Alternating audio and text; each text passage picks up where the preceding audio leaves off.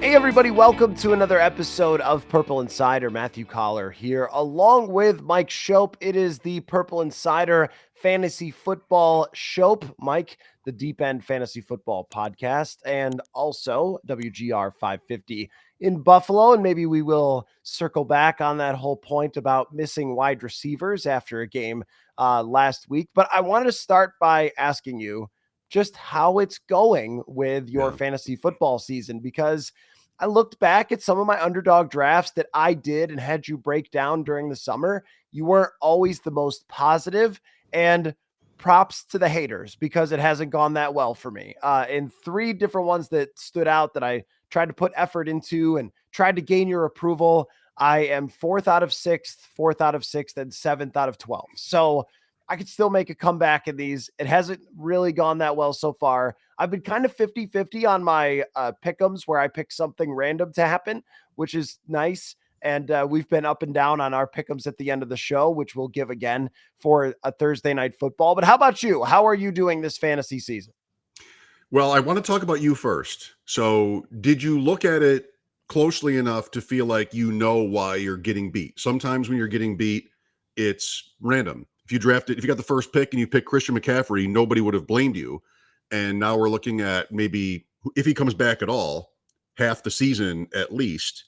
And, we do our best to try to figure out who the best plays are. Bijan Robinson, Breece Hall seemed like fine picks in the middle of the first round, and they're not hitting. Other running backs are, and you're sort of reminding me that I wasn't always.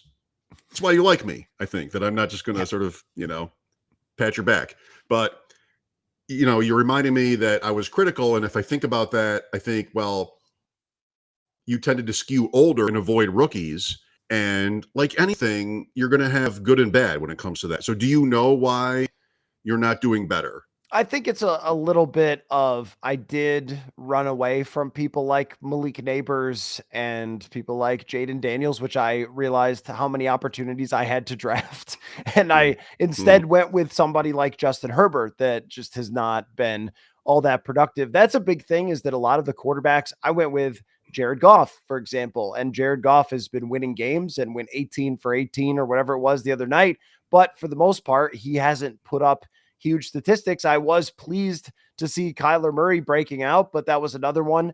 I think that some of the wide receivers that I bet on, Justin Jefferson being one of them, have just not blown anybody out of the water. Jordan Addison got hurt. It is kind of, though, I would say, a mix between I overdrafted people, I ignored guys that could have been good young draft picks that have exploded so far. I didn't make too many savvy picks. Like Wan'Dale Robinson has been really good for the Giants. I had plenty of opportunities to pick him, and I should have figured that they were going to throw to somebody else outside of Malik Neighbors, but I was like, he's on the Giants. I'm just not picking him. So I think there was some element of, I need to grab somebody that nobody else is getting pretty high that ends up working out, and that may be luck factor or skill factor. And I also think too that it's a long season and I've still got a chance in all of these to come back. But yeah, I think that it just wasn't, there's no draft where you could look at it and go, oh, wow, what a genius pick that was. I kind of went very chalk on a lot of things, and that doesn't really separate you in drafts like this. Yeah. There's so many layers to it. Like Wan'Dale Robinson is really interesting to think about. I know you wanted to talk about the Giants today. They lose Neighbors for that game in Seattle. It's a bad matchup. The one thing that's good about it for fantasy is if they're losing, they'll have to throw the ball a lot. They don't have Singletary, but that really worked out for Robinson, especially for Darius Slayton. And that's a game where they were constantly ahead. So it's really hard to know. But what I didn't ever appreciate when you were in Buffalo and we knew each other like at work is, because I wasn't playing fantasy sports then, is how many different dimensions or layers there are to it. Like if you're betting, a lot of us in, high stakes at the deep end and different places are drafting literally hundreds of teams. And you really have to pinpoint what your bet is. Like if you were somebody that wouldn't want to bet on Neighbors, something about his profile, something about his landing spot. All right, well, that's fine. make your bet, then figure out what else to do with it. And that might have been Robinson, that might have been Slayton, that might have been just other things. If you were betting against the Giants right now, I have Browns guys, and it's very uncomfortable starting anybody on the Browns.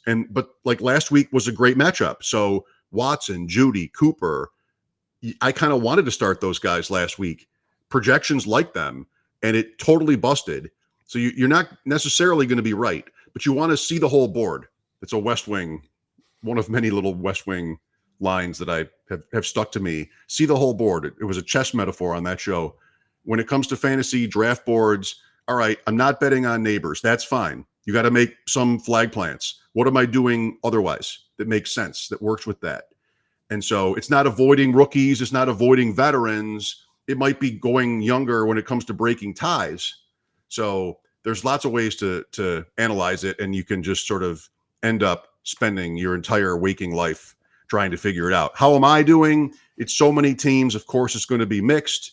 I am excited about our tournament at the deep end with Adam Krautworth, the Deep End Invitational, where I sit first overall at a 48 with many of the top analysts in the industry. It's still early, but I liked my draft, and so far so good. You don't want to have like the worst luck when it comes to injuries. That happens. You can't control it. And some of these teams, many of these teams are going to be out of your control. And others, like in my case, of course, are dead. But I'm holding my own. A lot of more casual players will have one or two teams. And I think if you commit to the quote work that it is to go on waivers and, try to keep up with the news day to day, it really is literally day to day. There's the Monday night game. There's the Thursday night game. There's so much happening in between. Nico Collins just went on IR. What does that mean? It's Tank Dell, but it's Hutchinson, I think is the guy's name, who filled in for Collins last week and did some things.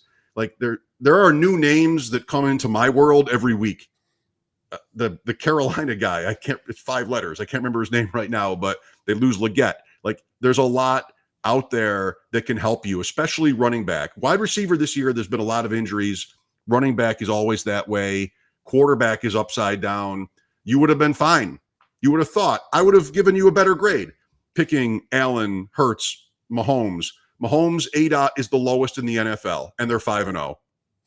I mean, Allen, Ian Hartitz had that Allen has finished outside of the top 18 quarterbacks 3 times in the last 3 years. It's 3 times already this year. I mean, what are you supposed to do with that? So it's about construction, and if you're drafting a lot, diversity, having certain amounts of different guys who you like more, you have more of, but you don't want to avoid anybody entirely. Alvin Kamara was tough for me this year because I didn't like his I didn't like his, his coach, although they got a new offensive coordinator. I just hated it. And he's RB2 through 5 weeks. So what can you do? Well, why don't we talk a little more about those running backs? Because where I did do pretty well, I think, was picking more proven running backs. So far, I had done well picking Aaron Jones in fantasy, but then he gets banged up with a hip injury, and the word is week to week, which with a bye week this week means it's not impossible that he's going to play against the Detroit Lions. I don't know if that's going to be the case. They have 2 games in a row. They play, well, everyone has 2 games in a row, but 2 games in 4 days. They play the Lions and then they play the Rams. So they may want to not play Jones against Detroit and then play him against the Rams on Thursday night to have him back 100% fresh. And I don't know if this injury is going to derail the season that he had, but I do think it is somewhat of a trend here that proven running backs have thrived this season. Derrick Henry is just looking like Jim Brown out there. And Saquon Barkley, Josh Jacobs, Alvin Kamara, you mentioned. Also, James Conner, kind of always and forever a middle quality running back. Aaron Jones, Jonathan Taylor. I guess what have you made at a position where we love random guys emerging, where we always talk about, oh, you could get a running back from anywhere? The fact that it is some guys that signed with other teams, some guys that are on the older and more expensive side that have been doing really well this year. Well, they're all different. I mean, that's It's always true. I mean, every one of these situations is different.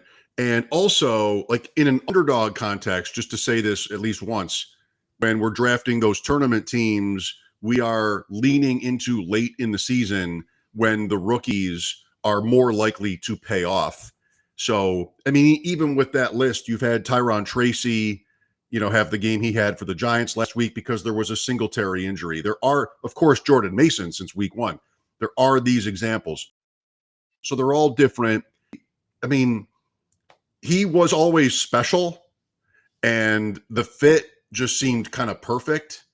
But what's interesting about that to me is, I mean, he got there in fantasy in week 5, but that was a game where they were losing all day and Lamar Jackson lit up Cincinnati through the air. So you got both. You had the argument against Henry was often game script dependent. And well, if the Ravens are going to win all the time, maybe that makes him a better pick. He's been fine. I mean, he's been very good. He still looks like Derrick Henry. Not always the most efficient running back, but that was a game where they were losing, throughout. And then they get to overtime. They get a missed field goal, and he busts another 50-yard run after that. That's sort of just bonus points at that point. Barkley is really, I think, the most interesting to analyze in terms of fantasy drafting because he was like an early second round pick, if not late first.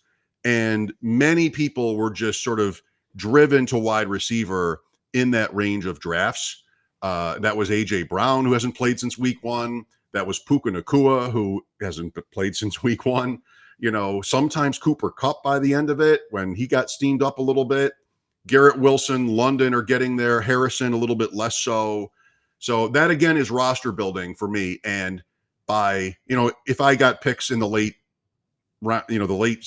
slots, I would never have picked Barkley, just because I want the 2 receivers there, and then I'll get to Travis Etienne or somebody like that. And I'm getting beat in drafts where I picked late because the Barkley, manager is ahead. So I think they're all kind of different. Jones, just read that Nico Collins went on IR for Houston with a hamstring injury he suffered on a touchdown catch against the Bills. And so he's even sort of thumbs upping his team as he's walking off the field. Then it was day to day. Then yesterday it was more week to week, and now it's 4 weeks. And I think teams with a longer season, especially playoff bound teams, most likely like Houston, will play that very conservatively. And I think that might be the Vikings with Jones. I mean, they're 5-0. The division is really good, but still, what a dream start for the Vikes. I don't know what you thought of how Chandler looked. There weren't any numbers, but I thought he showed a little bit of juice. Do the Vikings think they can get along without Aaron Jones? I would agree with you about week 7. I just think if the logic holds here, there's no real need to press him. They want him in January. Oh, yeah, 100%. I think with Ty Chandler, one thing is he got a little screwed on the numbers because his 2 biggest runs were brought back by penalties, and neither one of the penalties actually impacted how he ran the ball. One was illegal formation or illegal motion or something, which the NFL is just blessing us with each week, taking away exciting plays because a guy leaned his shoulder a little bit forward. So thank you for that adjustment to how the flags are being called. And the other one was a block in the back behind the play that had no real impact. He would have ended up with probably 5 yards of carry if those had counted. He's a little bit shaky, pass protection. He fumbled the ball on a pitch right to him. And he just doesn't slam through bodies in the same way that Aaron Jones does. I understand why Aaron Jones is hurt all the time. He has no regard for his body whatsoever. He just plows into people, and he's probably 5'9" and I don't know, 210 pounds or something. And that's not Ty Chandler, but he can scoot. I mean, he has elite speed. He ran I think 4.38 at 215 pounds, which is just blazing fast. And every time we've seen him in, he gets big explosive plays. It's just, is he going to be really all that effective through an entire game? We haven't really seen that outside of one time in Cincinnati last year against a very bad defense where he had a great game. The other thing is too, that Kevin O'Connell, if Aaron Jones is not back there, the trend has been He's just not going to stick with the run. And we saw that last week. You are up 17 points. And if they ran for a 2-yard gain, all right, we're going back to passing. We're going to throw down the field again, because I think he gets frustrated.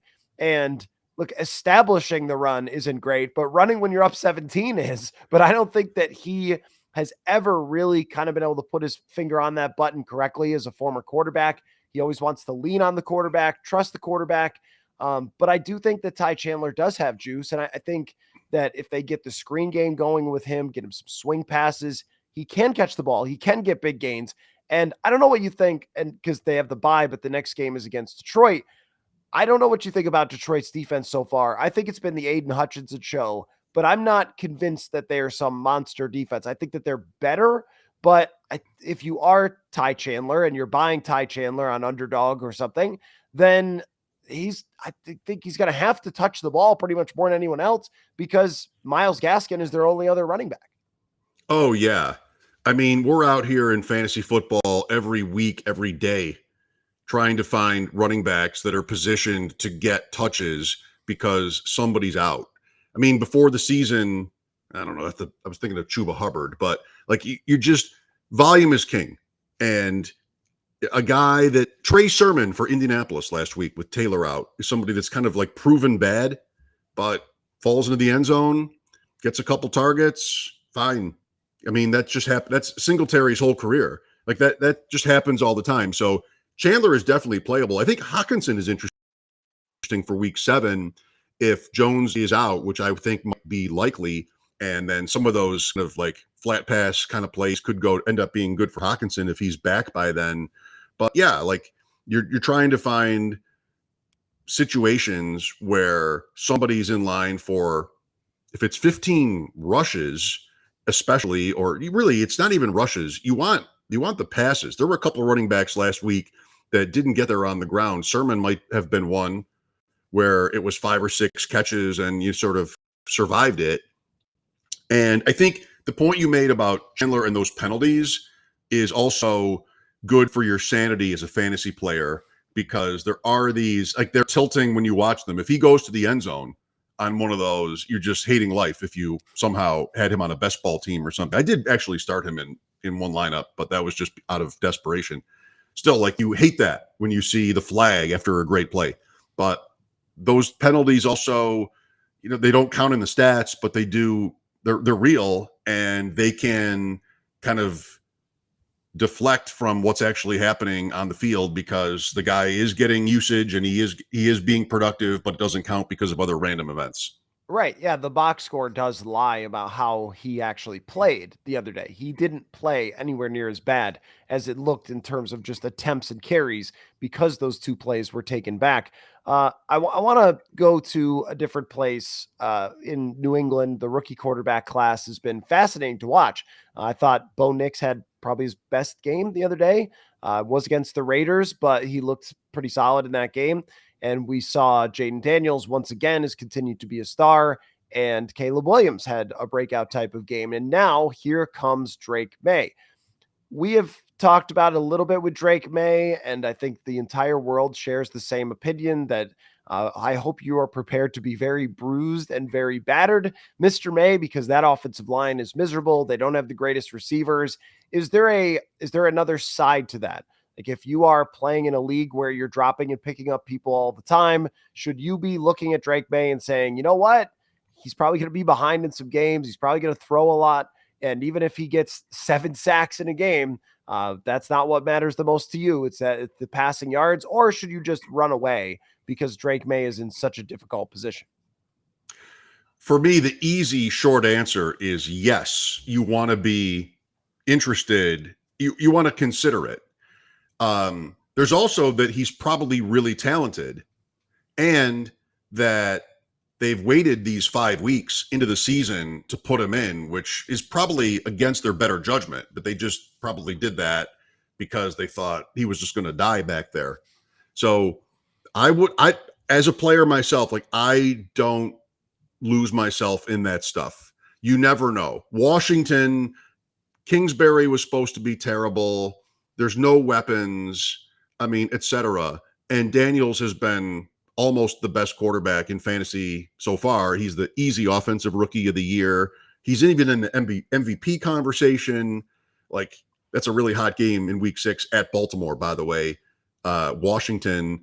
And you never know. Like, it's working out really beautifully there. I liked May more than Daniels before the draft. Like, that for me, it was close. Daniels won the Heisman, but May, what he could be, again, in sort of at least a fantasy context, is Justin Fields last year with the Bears, where they got DJ Moore, but even before they did, even the year before, like he was quarterback 8 last year, and you listen to any football discussion about him, it's, oh well, he can't process, he's slow, and the weapons aren't there, and it's just not promising. They end up trading him for a 6th round pick, even though he was a first 3 years ago. They just bail on it. And again, in fantasy, he was just fine, as he is this year so far. So I think that could be May. He's a good athlete. And if they give him the green light to run when he's under pressure, or if they don't, but he still does it because that's his instinct, he doesn't have, the reads the way he wants it, and it's not there, and he just doesn't want to get crushed, that's what he'll do. And I think he's pretty capable in that way. Quarterback in fantasy football is very strange right now.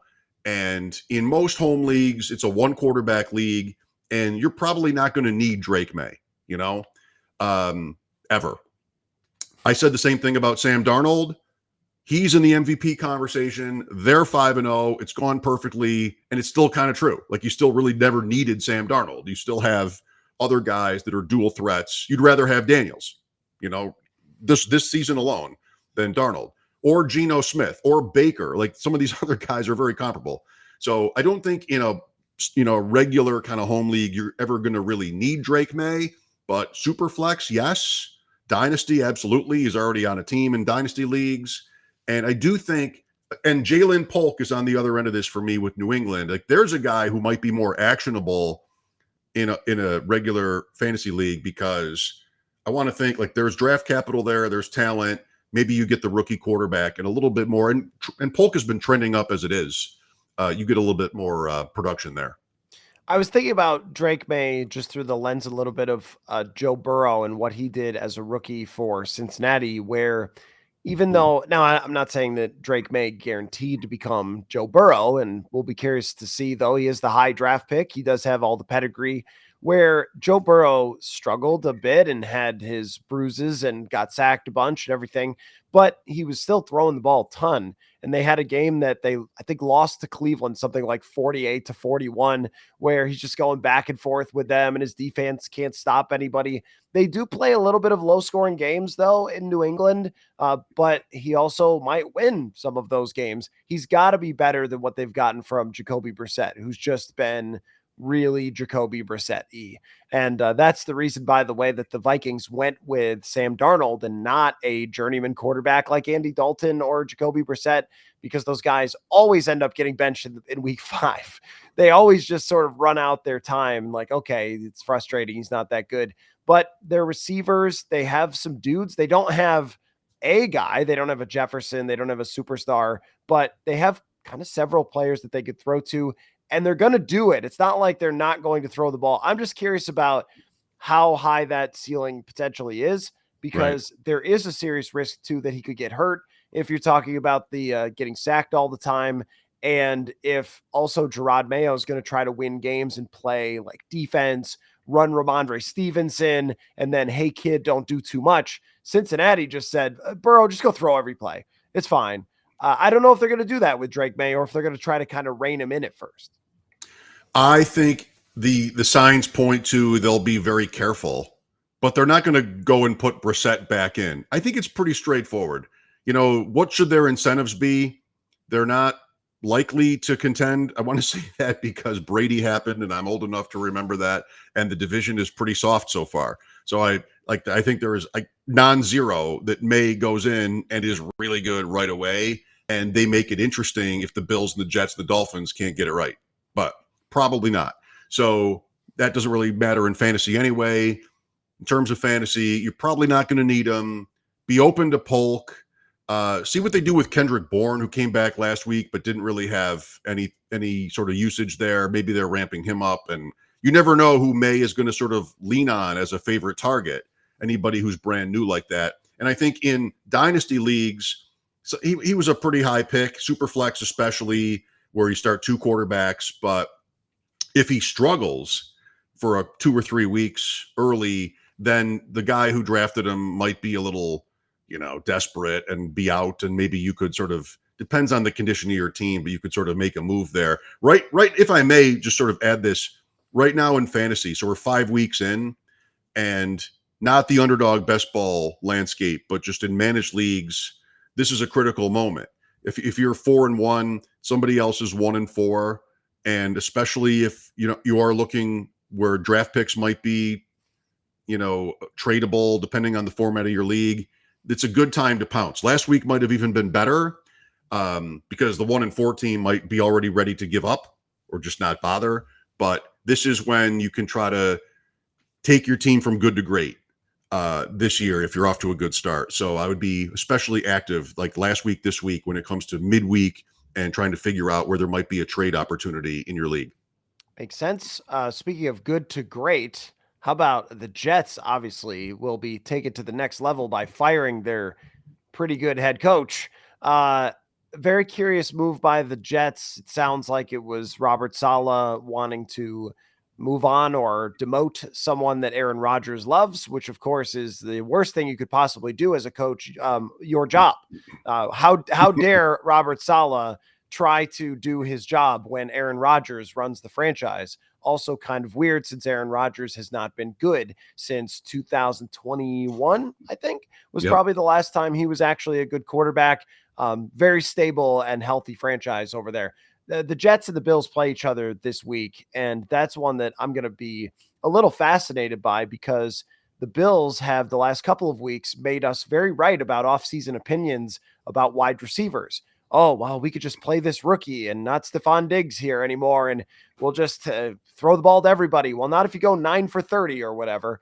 And on the Jets side, Aaron Rodgers last week really committed to throwing to Garrett Wilson on almost every play, and sometimes it worked and sometimes it didn't for him. But I think if you're a Wilson owner, you're like, oh, okay, that's what we're doing now. But Rodgers will be motivated to try to prove it was Robert Saleh's fault going forward. And I never underestimate his ability to find something.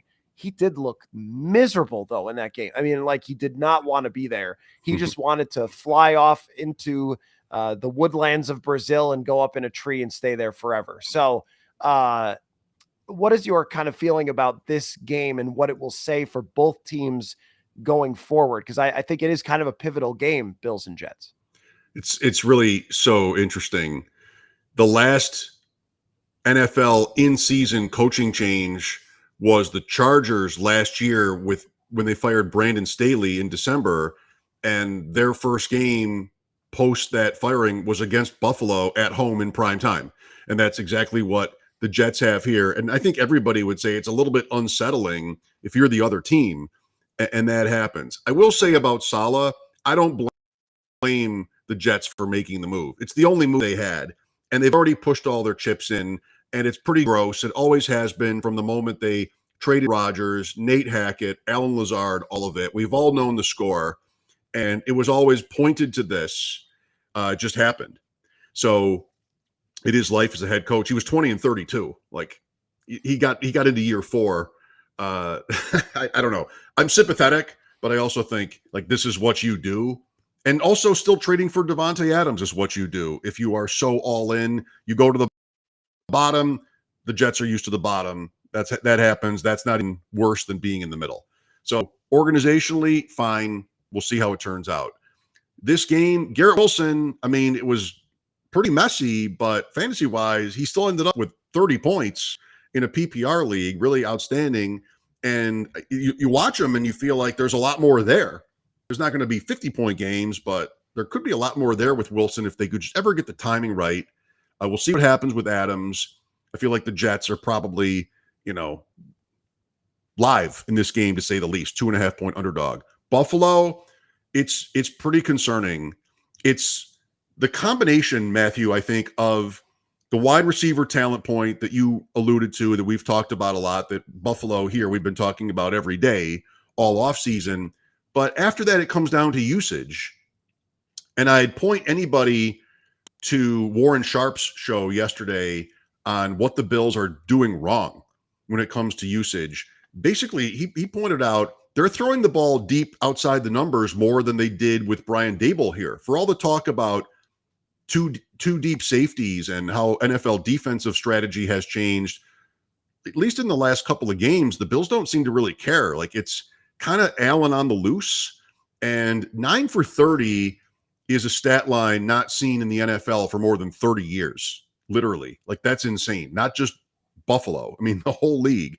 And that's what happened last week in Houston, a team that Minnesota carved up, and the Bills had come off Baltimore, and Baltimore has this great reputation, but since and before, they were getting thrown on easily. So what is it? I think what it has to be, it comes back to Dalton Kincaid for me, if there's one guy in the passing attack, but he's capped by Dawson Knox's existence, who the Bills want to have on the field because they want to run the ball, because they don't have Diggs and they can't throw it. And I think it's all just kind of a mess.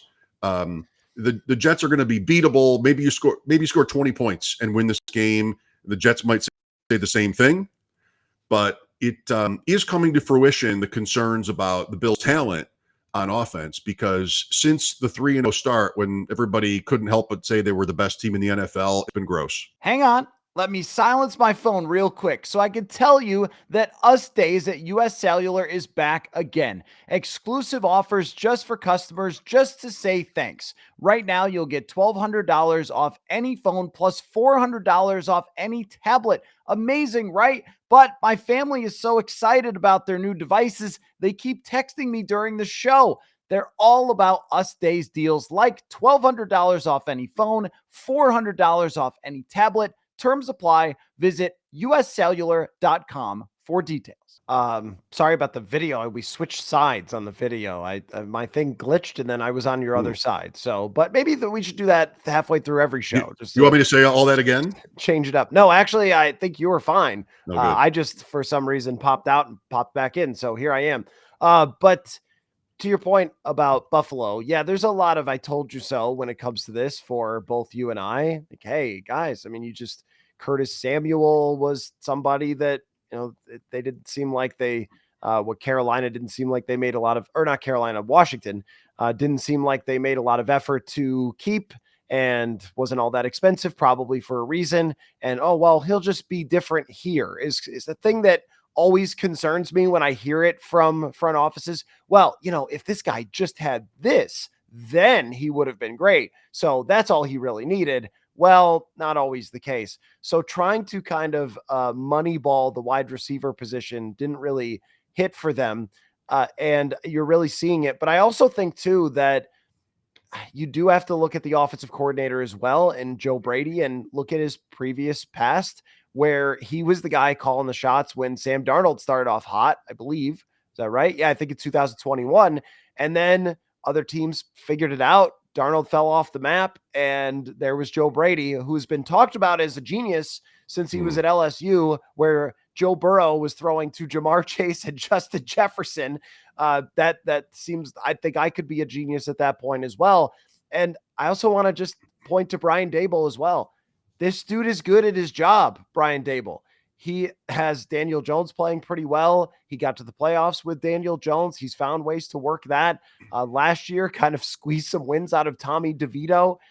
That guy's not easy to replace. And this is, in a lot of ways, why teams want to hire offensive coaches. Because if you hire Kevin O'Connell and someone hires his offensive coordinator, you'll get someone else to help him with the game plan. But you're going to still have the same system, the same play caller, with Kevin O'Connell year after year. And I think that that's something that with Sean McDermott, it doesn't feel like he's ever found that next Brian Daboll after he was so good at taking Josh Allen to the next level. Yep, I agree. And one added layer of complexity in trying to forecast this stuff is, what does the coach's pedigree, how predictive is it? And like Brady, out of LSU. Well, how could you lose? But maybe he was really deserving of the credit for that was like the best college offense ever. So he's probably not completely devoid of credit. Dable, when he was hired here, and this is the Bills mostly on the heels of 17 years in a row without even being good once, is like, well, what has he ever done? He was a quarterback coach in New England, but did they need him? Like, does he deserve credit for what that was? And he went to Alabama. He'd never run a good offense. So what's your bet? And it turned out he adopted a lot of sort of kind of maybe obvious, but still not often utilized concepts. That's pre-snap motion and play action, and just ended up making it really hum with Josh Allen. And when the Bills fired Ken Dorsey last year, they pretty much got hot. Like, they only lost one more game. That was a 37-31 or 37-34 overtime loss to Philadelphia, and went from 6-6 to the 2 seed with Brady at the helm. But every data analyst would tell you they were less efficient offensively despite that. And so I talked to Scott Barrett and lots of people over the course of the summer that were not really optimistic with the Bills in the combination of sort of talent in the room and what Brady kind of wants to do. That Carolina team had DJ Moore, and we think he's really good, but they didn't want to really use him like that. Well, is that the quarterback? Is that the player? Is that the coach? Sometimes it's really hard to know. But I wasn't especially optimistic for what this was going to be. Through 3 games, they looked perfect. Everything they said they wanted to do, the Bills, was working, throwing the ball to different guys. Everybody eats. I've had some fun on WGR with everybody snacks. And Sunday it was everybody starves. Like, no, Stephon Diggs through 5 weeks last year, numbers wise, about the same as their entire wide receiver room so far through 5 weeks. Wow. Yeah. I mean, if you take a bunch of shots at guys and hope that somebody emerges, if you are the Green Bay Packers and Jaden Reed emerges, you feel like you're in great shape. Look, we've got a star receiver now. But if somebody doesn't, then what do? There's nothing that you can really turn to. And I was thinking about, well, maybe Devontae Adams becomes more of a desperate play for Buffalo here, because every year that you exist with Josh Allen on your football team is a win now Super Bowl. There's no such things as windows when you have Josh Allen. But I was also thinking about how for so long, Tom Brady would have like Troy Brown or Dante Stallworth or Jabbar Gaffney or something, and he would make them good, and he'd win and everything. And we'd say, oh, you receivers, who needs them? There was this whole like, oh, well, how many Super Bowls do Owens and Moss have, huh? It's better to have a bunch of decent receivers. But I think that Tom Brady and that group made everybody so good. They were so far above every other quarterback that it was significant. Whereas Josh Allen and even Patrick Mahomes to some extent now, as we're seeing, they're not so far ahead of the curve. They're not so far ahead of everybody else that the supporting casts are kind of ruling the day. That's at least how I felt this season. And Sam Darnold is maybe an influence here, but supporting casts have always been a major thing as far as how successful your quarterback is.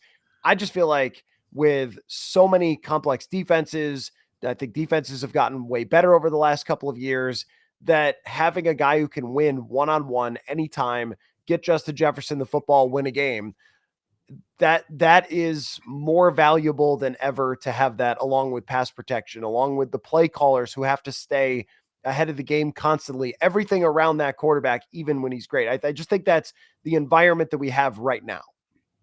One of my most memorable interactions with somebody who analyzes a lot of this stuff so closely was 2 years ago now, with Eric Eager, who I know and has since left Sumer Sports to go to the Carolina Panthers. And he did a study on, this is really more for the playoffs. Most of these teams with the great quarterbacks are going to the playoffs. I think the floor for the Bills this year was 9 or 10 wins. And there are usually, the 7 seeds have really been terrible so far since they've added to the playoffs. Like that's the floor, I think. I still think that. I mean, the Bills are still a decided division favorite, even with these problems.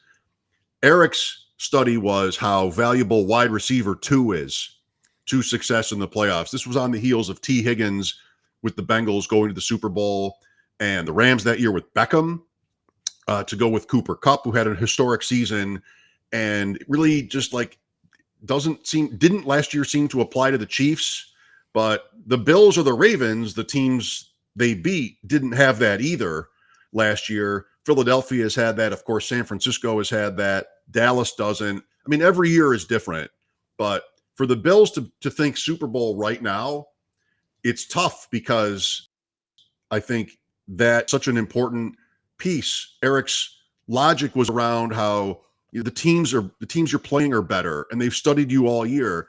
And we did see with Diggs, his production really fall off after the midpoint of the last two seasons. And so not entirely a coincidence with different coordinators. So I tend to think the teams that are set up at wide receiver 2 are in the best position. And some of the best teams in the league don't really have that. And it might not be something most people would think of as a problem. It does also, like in terms of the Ravens, or I don't know, I mean, Pittsburgh is a tough one, but these teams that might be in on Devontae Adams, I mean, that could be Buffalo. I mean, I think that could be a huge change to their outlook if they did get that kind of, if you will, alpha receiver 1. Well, I mean, if I'm Buffalo, I am concerned about the New York Jets potentially getting Devontae Adams, because as much of a tire fire as that entire team seems like right now, if Garrett Wilson is wide receiver 2 and he and Rodgers are starting to get on the same page, that might be a scary proposition for them. But I mean, I think with Buffalo, they needed Shakir, they needed Coleman, they needed somebody to kind of emerge, and then everybody else to slot in after that. And it just hasn't happened. And the question is, will it happen? I think that the middle part of the season, actually not an opinion, but more of something that was also studied, is what part of the season is most predictive to what you're going to be at the end. And it was actually kind of the middle part of the season. That makes sense, right? At the end, there's people sitting starters sometimes, or injuries or whatever. In the beginning, everybody's figuring each other out. But the kind of middle 6 games of the season will tell you how good you really are. And I am curious to see how Buffalo adapts their offense, or if you have a coordinator who just kind of keeps running it over and over again, because that's the true sign. And even with Washington, I'm waiting. Cliff Kingsbury, are you going to adapt, or are our team's going to figure some things out? Although if you saw Jaden Daniels throw on 3rd and 13 the other day, I don't know if there's a figuring out I know. quite of that. I know, you know what throw I'm talking about, right? Instant pressure, 3rd and long. He just rolls out of it, launches the ball down the field. That's very exciting. Speaking of very exciting, NFC matchup on Thursday Night Football, San Francisco and Seattle. Let us take a look at our pick'ems for this game, which are over on Underdog Fantasy, the presenter of this show, and the easiest place to play fantasy sports probably in the entire world. Also the fastest growing app in the industry. And we're going to get to our pick'ems here, which are incredibly easy and fun to play. You just jump onto that app, pick between 2 and 8 stats of your favorite players, and you can win 20 times your money by going 5 for 5. Also, with the MLB playoffs going on, the NHL season starting. Okay, let's say you missed the beginning of the season. Oh, you didn't get your fantasy draft. Oh, that's no problem. You can still do that over at Underdog Fantasy and playoffs. There's drafts every day and tons of pick'ems over there. So lots to do on that Underdog app. Sign up with the promo code PURPLE. It helps the show, and I appreciate it. And you also get to claim your special pick and first-time deposit offer up to $1,000 in bonus cash. Must be 18 or older. Terms apply. Concerned with your play? Call 1-800-GAMBLER or visit ncpgambling.com. I probably should make the joke about being concerned with your play after last week, where you said, Falcons, they're probably just not going to throw very successfully. And Kirk goes for 509. Can't predict ball, Mike. So we just go back to it and try again. Yeah, I was preparing to say, so I've started doing these this year because of this with you. And the first 2 weeks, I mean, it was Xavier Worthy who scored a touchdown in that game, but didn't have the catches and just like really tough beats. Last week, not so much. I mean, part of my argument was they have not figured out. I mean, he was coming off zeros in my defense, but they've not figured out what to do with Kyle Pitts, primetime Kirk. I'll just lean against the Falcons. And the second play of the game busted me on the pick'em. Literally, the second play of the game was like a 30-yard pass to Kyle Pitts. Like, I'm dead. So at least I didn't have to stay up. But this week, I think I would say other times, even last week, this is not something that is predictive. This is a good thing to know. Sometimes you make these picks and they feel easy. This makes sense. I got it. I know this. This is an easy one. And sometimes they don't, but I'm not sure if your win rate really changes when it's like that, whether that's picking games or player props or anything. San Francisco and Seattle, especially the Niners, are teams that it could be anybody. San Francisco on a given game, it could be Ayuk last week. It could be Debo last year. It could be Kittle. I mean, it, of course, could have been McCaffrey. Here it's Jordan Mason. It's really hard to know, maybe especially on a short week, who the guy is going to be. So, and the Seahawks might be sort of a poor man's version of that with Metcalf and Lockett and JSN and two running backs. What kind of game is it? I feel like really in the dark about what to specifically expect here, but this is where I ended up. Looking at the higher and lowers, looking at some of the prop bets, I started with Kittle. Now, this is me remembering a huge game he had against the Seahawks last year, the year before on the road. I bet against him last week because he wasn't practicing, and maybe he's somebody who's just not 100%. He had a good game last week. He's limited again this week. I'm going to go the other way. I'm going higher, 49.5 receiving yards for George Kittle. It's not a lock. I mean, they have everybody back except McCaffrey, but he's the best tight end in the NFL still, I think, and I'm going to do that. Likewise, on the Niners, I'm going lower, 2.5 receptions for Jawan Jennings. I've got a game here where their main guys are all contributing, and while Jennings has been capable of huge games when guys are out, I'll take lower 2.5. The prop bets are even a little bit more of a lean in that direction, so I took my cue from that. Seattle, Tyler Lockett. He's had good primetime games. He had a good game last week. The higher is 45.5. He's kind of a big play player, big ADOT player. So I think 3 for 60 is kind of in the range of outcomes where if that happens, you win easily on that particular play. And then I'm going, because I've done 4 every week. I do 4 for 10X. Charbonnet higher, 13.5 receiving yards is my play there. He has fit into a role even with Walker healthy, and I think they like him in that kind of a dump off, third down back kind of role. So 1 good play gets you there, 2 for sure. So that's where I'm at. Higher on Kittle, lower on Jennings, higher on Lockett, higher on Charbonnet. I left the quarterbacks out to double up that kind of payout. You could do the same thing, especially if you're leaning hires and add a Geno or Purdy, and win even more if you're right. I definitely like hires in this game because I just don't think Seattle seems to fully understand how to cover people. That we've seen that the last couple of weeks, and their coach was the defensive coordinator of Michigan, right? I mean, I'm not saying that means he can't do it in the NFL, but it's a very different game. And the adjustments that teams make on a week-to-week basis are so much different in the NFL than they are college. So there may be an adjustment period he's going through right now of everybody has tape on you. And if Kyle Shanahan has tape on you and has seen some tells, it could be majorly problematic for Seattle. I am going to add to that Kyle Juszczyk, one of the last remaining of a dying breed of fullbacks. His higher number here is only 7.5 receiving yards. I need 1 catch from Kyle Juszczyk. Just one time that Kyle Juszczyk gets a little check down, a Kyle Juszczyk down, if you will. One designed play. They still love this guy. I'm gonna give that a try. Okay. I might like a touchdown more. The touchdown ones think so? kind of scare me off for those guys. Once you get down the list and they're like, not Chenault is somebody like 9X for a touchdown. Like, I feel like I'm ruining my combo if I do that, but what a huge win if you're right. But sure. I was thinking along the same lines of Jake Bobo, who's just a Oh, guy Jake whose Bobo. name is Jake Bobo. So why would you not pick him? And it is 9.37x for a touchdown for him. But there's no way, right?